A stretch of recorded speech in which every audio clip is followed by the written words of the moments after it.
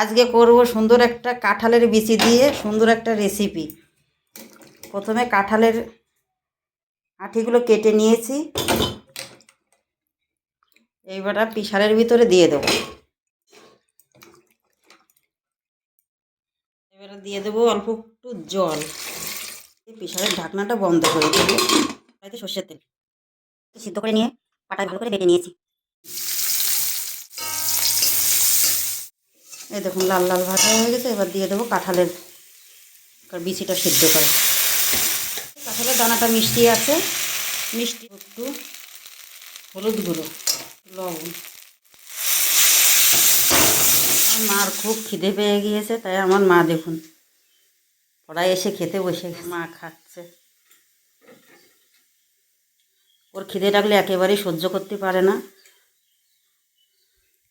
যখন খুশি তখন খিদে পেয়ে যায় তখনই ও খেয়ে নেয়, সে রাত 2টো হোক আর 3টে হোক। নাড়তেই থাকবেন, তাতে যদি আপনার হাত খুলেও পড়ে যায় তাতেও অসুবিধে নেই।